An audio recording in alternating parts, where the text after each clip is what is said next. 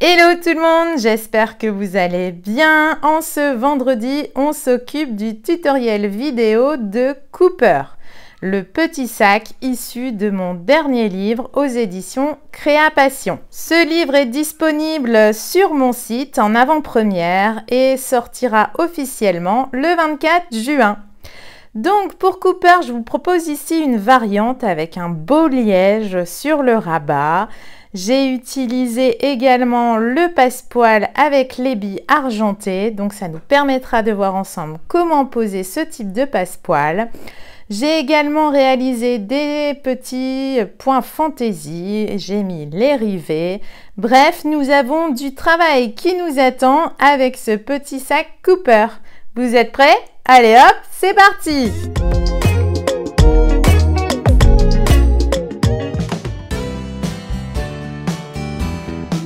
Remarque importante, je tenais à vous préciser qu'une petite coquille s'est glissée en page 34. Il s'agit bien de la pièce D et non de la pièce A, comme il est indiqué sur le patron, pièce D, doublure en coton. Merci de votre compréhension. Dans ce tutoriel vidéo, je vous propose une variante par rapport au livre. J'ai opté pour du liège.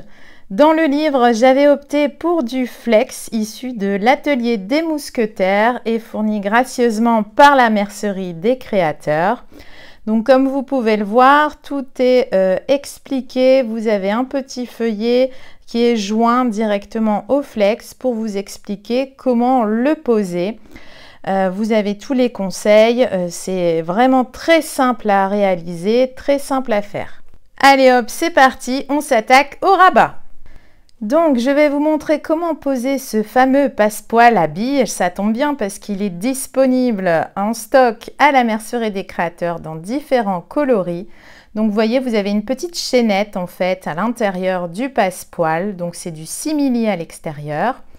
Je vais donc épingler tout d'abord mon passepoil sur le contour extérieur de mon rabat.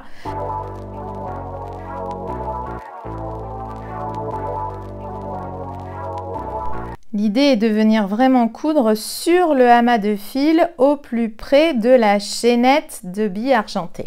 Pour coudre ce passepoil, j'ai opté pour des aiguilles universelles 80. J'ai réglé la longueur de mon point sur 3,5 afin d'éviter que ma machine ne patine. J'ai pris mon pied fin, vous pouvez aussi utiliser le pied fermeture à glissière.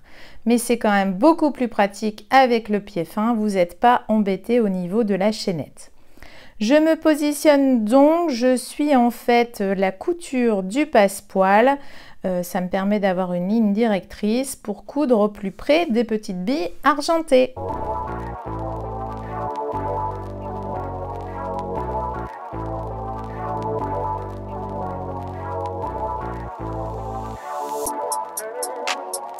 Prenez votre temps, notamment dans les arrondis en fait du rabat. J'arrive à la première intersection, on va dire. Je vais coudre jusque à peu près 0,5 cm après l'arrondi. Je vais faire une marche arrière et je vais venir cranter en fait mon passepoil pour qu'il soit bien... comment dire, qu'il suive bien mon arrondi suivant. Vous voyez, comme ça j'ai plus de facilité en fait à bien suivre le bord de ma pièce de rabat. Donc je n'hésite pas, je me repositionne bien et après je replie bien sur lui-même en fait, voyez, hop, mon passepoil pour bien le coller au bord de mon rabat.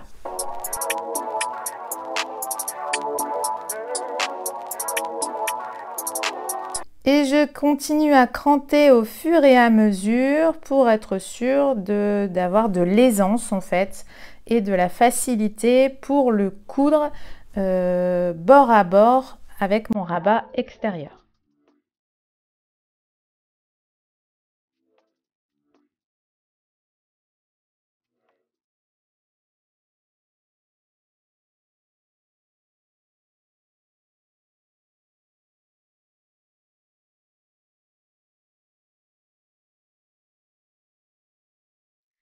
Étape passepoil check, voici ce que ça me donne. Maintenant que mon passepoil est cousu, je vais continuer à cranter en fait tous mes arrondis avec le liège, donc passepoil et liège. Ça sera plus facile après pour coudre ma doublure. Voilà, une fois que ça c'est fait, je vais couper en fait au ciseau les excédents de passepoil. Donc je prends souvent des petits ciseaux, des vieux ciseaux que je n'utilise pas souvent. Je vais faire un petit repère à 1 cm des bords pour en fait avoir la ligne où je dois dégarnir. Donc c'est-à-dire que je vais ôter une partie de la chaînette de billes argentées.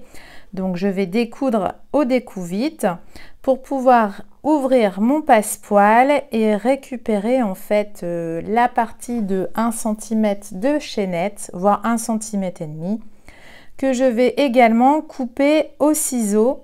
Ça me permettra de ne pas être embêtée ou de buter sur la chaînette dans mes prochaines coutures. Je repositionne bien mon simili et je refais une petite couture pour maintenir le tout.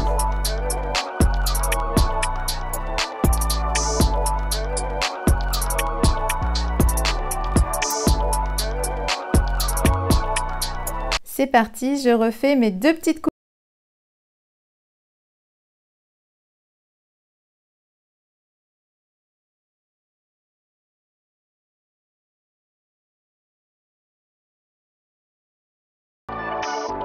Étape passepoil, check. On enchaîne. Dans le tuto du livre, j'avais prévu un aimant invisible à coudre. Dans ce tutoriel vidéo, je veux mettre une pression aimantée. J'ai donc thermocollé en fait l'envers de mon coton de doublure afin d'avoir plus de facilité pour positionner ma pression.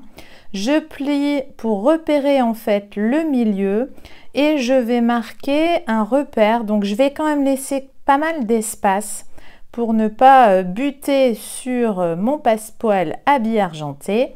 Et ben comme d'habitude, je vais marquer les pattes, les emplacements des pattes de fixation.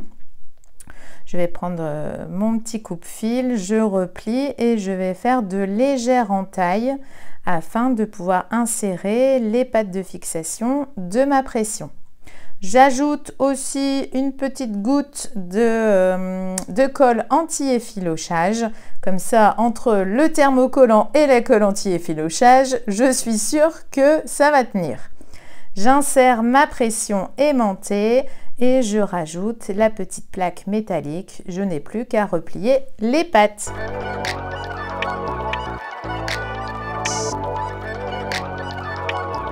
Une fois ma pression mal posée, je n'ai plus qu'à épingler endroit contre endroit l'extérieur de mon rabat et ma doublure.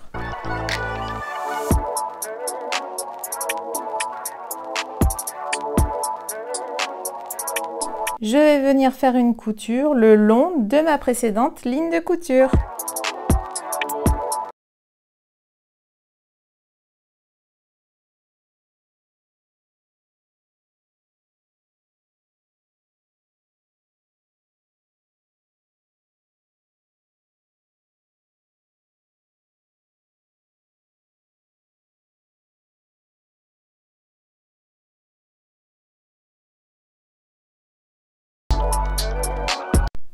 Je vais ensuite cranter les bords avec mon ciseau cranteur pour ôter de l'épaisseur de tissu. Ça facilitera également ma surpiqûre.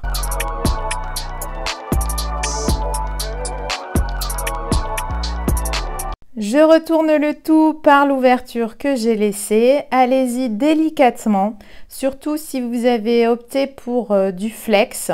Vous y allez tout doucement et ça va aller tout seul. Courage!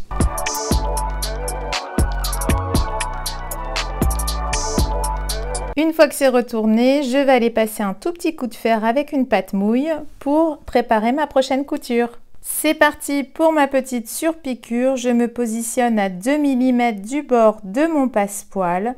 J'y vais doucement. J'ai opté pour une longueur de pointe de 3 voire 3,5 étant donné que j'ai quand même une matière épaisse comme le liège.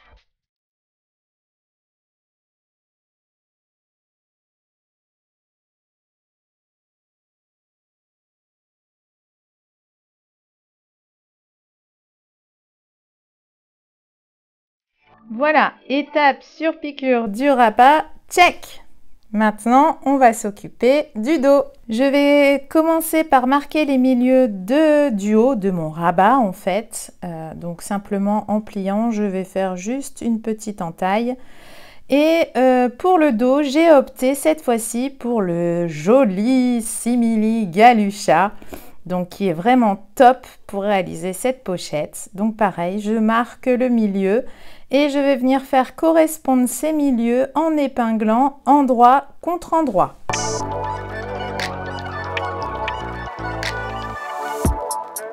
Je vais réaliser une couture à 0,5 cm. Je change mon pied de biche pour le pied de biche classique et je me positionne pour ma petite couture à 0,5 cm. Je suis en longueur de point, 3 mm.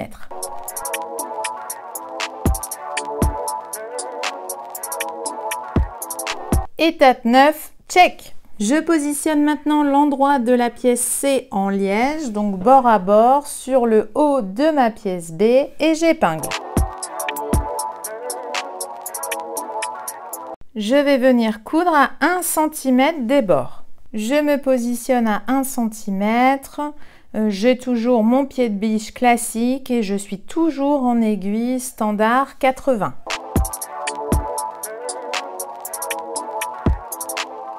Je fais attention aux petites billes de mon passepoil pour pas que mon aiguille ne tape dessus.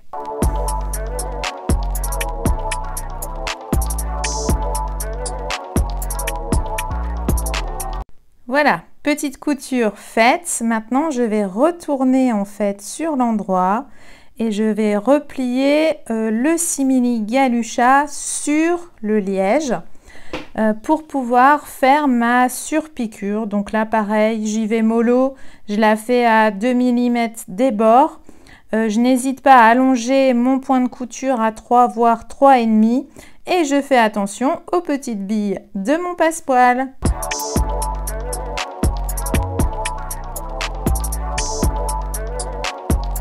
Et voilà, surpiqûre faite. J'avais pris du fil noir pour assurer. Avant de m'attaquer à la pièce devant, je vais quand même vérifier si je n'ai pas de décalage. Vous voyez là, j'ai un léger décalage. Donc ça, c'est dû à la ligne de couture du liège et du simili Galusha.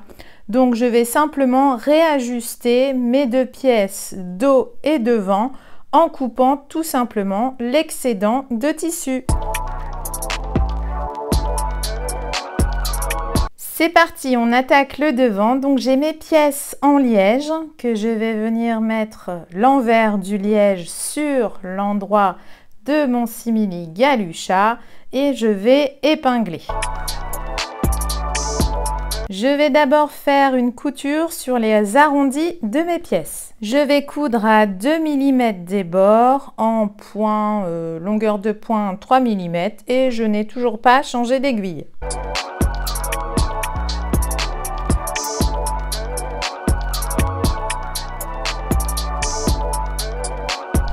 Voilà, ça c'est fait. Maintenant, je vais pouvoir faire mon point fantaisie. Donc, je me positionne. J'ai choisi un point fantaisie zigzag, mais qui fait en même temps triple point. Vous savez, il passe plusieurs fois. J'ai opté pour un fil de couleur jaune pour ajouter vraiment du peps à cette pochette. N'hésitez pas à vous amuser avec ces points fantaisie.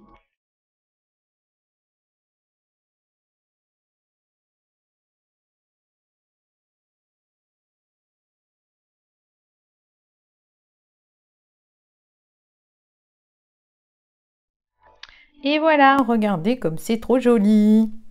Passons à l'étape rivée. Donc j'ai marqué selon le patron les emplacements de mes rivets. Je vais dans un premier temps en fait percer tous les trous. Vous pouvez, si vous n'êtes pas vraiment équipé pour percer des rivets, ou si vous préférez, si vous avez peur des rivets aussi, vous pouvez parfaitement ajouter un joli galon que vous venez coudre directement sur cette partie en liège. N'hésitez pas à faire preuve de créativité. Je vais donc prendre la partie mâle de mon rivet que je vais insérer sur l'envers de ma pochette.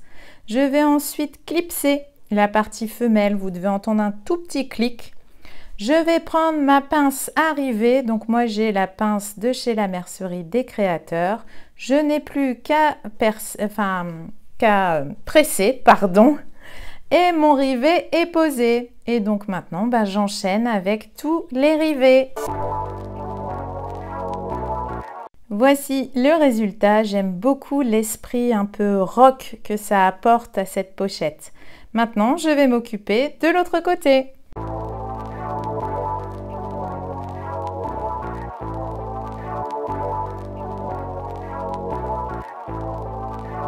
Nous arrivons à l'étape 17 du tuto. Donc là, c'est la pose du zip. Donc là, comme d'habitude, je fais attention de bien laisser au minimum un petit centimètre de chaque côté. Et là, je m'occupe d'épingler mon passepoil, donc envers contre l'endroit du zip, pour venir le coudre de chaque côté. Donc pour coudre correctement mon passepoil, je change mon pied de biche, je repars avec mon pied fin ou éventuellement mon pied fermeture à glissière.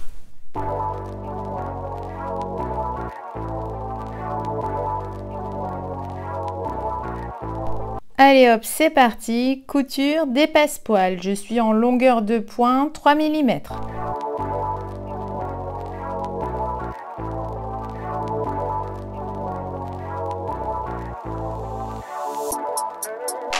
Et voilà, passepoil cousu, je vais couper les excédents sur les côtés, je vais également couper tous mes petits fils et on va passer à la couture des jolis coins de zip. Pour coudre ces coins de zip, j'ai pris des petits carrés de chute de coton que je replie en 4 sur eux-mêmes. J'insère mon zip directement sur le milieu de ma chute et je vais venir faire une petite couture à 1 ou 2 mm des bords.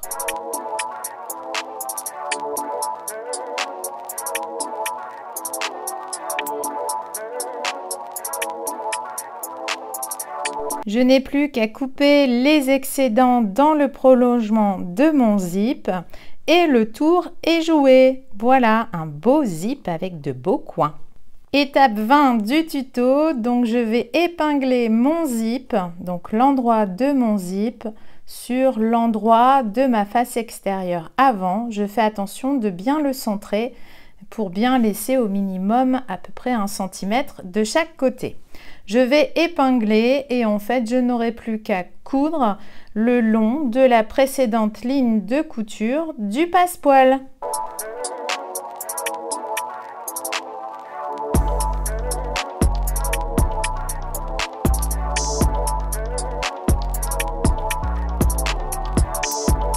Juste pour bien vous montrer, j'arrête ma couture sur les petits coins de zip et je la démarre sur les petits coins de zip.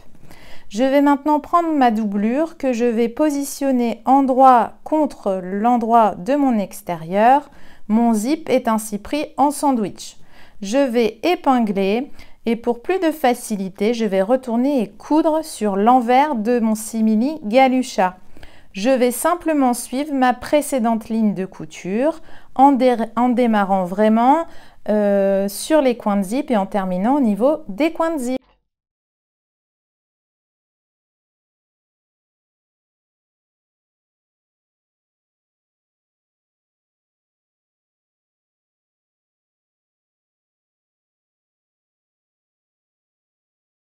Je n'ai plus qu'à retourner sur l'endroit, je vais bien repositionner mes tissus, bien tendre ma doublure, éventuellement vous pouvez épingler. Je vais faire une surpiqûre le long du zip à 2-3 mm. Donc je suis en point, longueur de point 3 voire 3,5 en fonction de l'épaisseur de votre tissu. Et donc je fais ma petite couture tout du long et je fais attention à bien tendre ma doublure.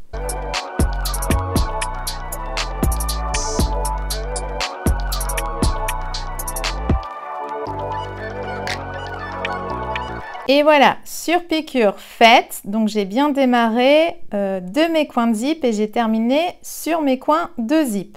Maintenant, je vais m'occuper de l'autre côté du zip. Je vais faire la même chose, mais pour le dos. Donc je vais prendre ma face dos, je vais replier un peu mon rabat. C'est bien le liège qui vient s'appliquer contre le zip. Je fais attention de bien aligner mes côtés et j'épingle. Et là, pareil, je ferai une couture le long de ma précédente ligne de couture du passepoil.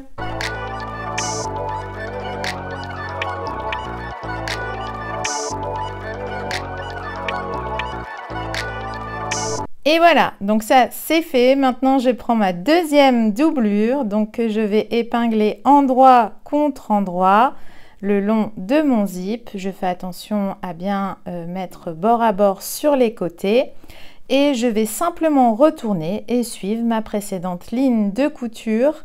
Je démarre toujours au niveau de mes coins de zip et je termine sur mes coins de zip.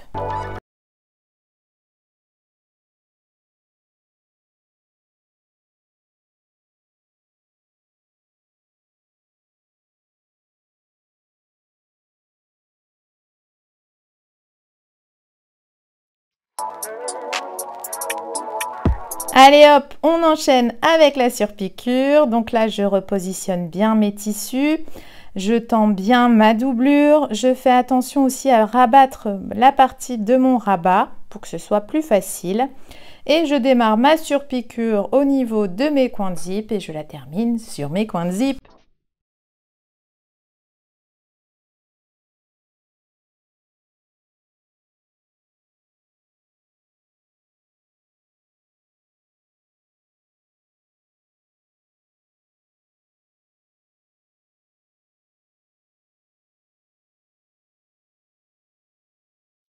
Et voilà, étape du zip, check! Plus qu'à couper les petits fils et on enchaîne. On va s'occuper maintenant de la partie femelle de notre pression aimantée. Donc là, je vais simplement repositionner ma pochette comme pour la remettre bien en forme. Je vais épingler les bords directement. Ça me permettra de trouver le bon emplacement pour fixer ma pression femelle. Donc l'idée n'est pas de trop tendre au niveau de votre rabat, il faut quand même laisser une petite marge, vous voyez, bien centré aussi sur les côtés par rapport à vos appliqués. Et je vais simplement faire une petite pression et marquer en fait l'emplacement de ma partie femelle, je vais m'en sortir. Donc pareil, comme la partie mâle, je vais marquer l'emplacement des pattes de fixation. Avec mon petit coupe-fil, je vais faire des petites entailles et je pense que je remettrai encore un petit point de colle pour terminer la fixation de cette partie femelle.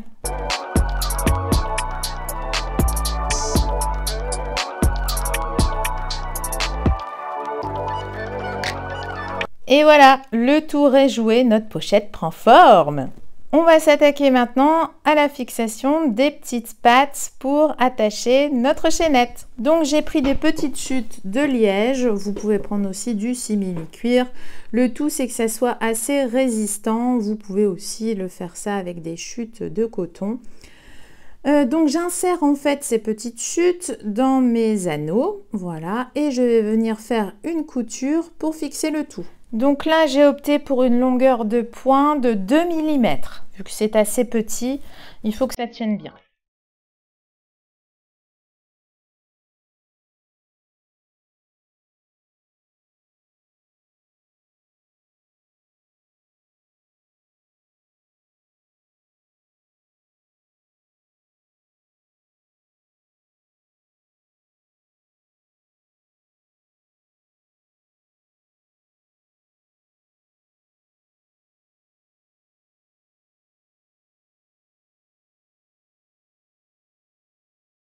Donc je vais coudre ces petits anneaux, je vais prendre comme repère, je vois bien ma ligne de couture d'assemblage final.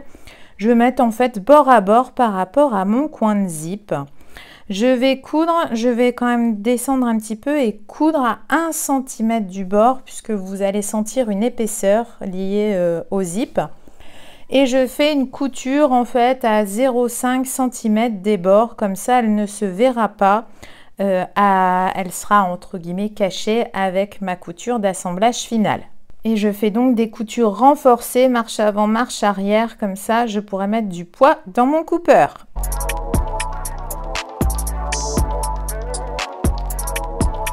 On enchaîne maintenant avec l'assemblage final, donc j'ouvre mon zip, je n'oublie pas. Je vais passer en fait mon rabat à l'intérieur de mon zip, comme ça je ne serai pas embêtée avec celui-ci dans ma couture finale. Je vais bien mettre bord à bord d'abord au niveau de mes coins de zip. Voilà, je vais épingler si besoin, puis même vaut mieux épingler. Je vais tout mettre bord à bord et je vais commencer par ma couture des parties extérieures.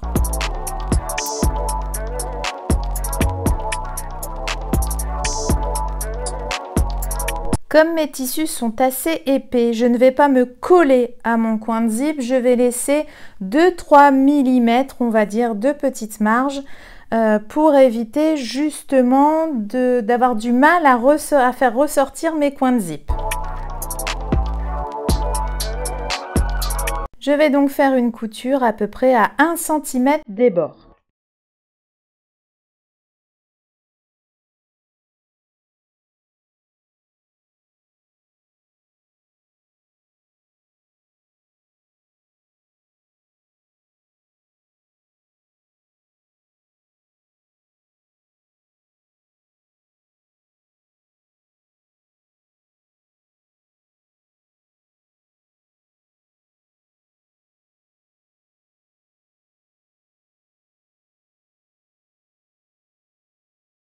Et je vais enchaîner avec la couture de ma doublure, donc la première partie de ma doublure, puisque je vais devoir laisser une ouverture dans le fond de cette doublure.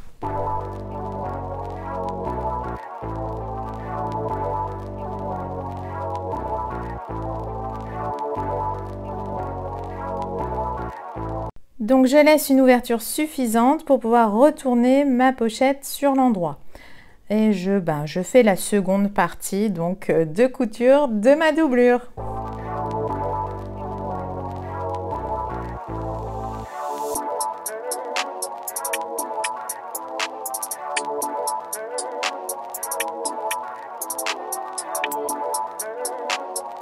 Je n'ai plus qu'à cranter mes coutures donc pour ôter de l'épaisseur de tissu.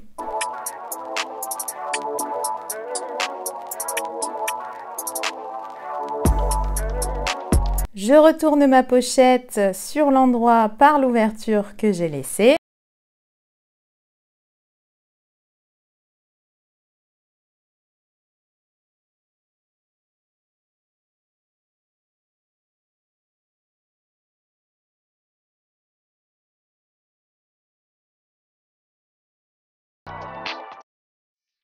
Je forme bien d'abord mes arrondis sur l'extérieur.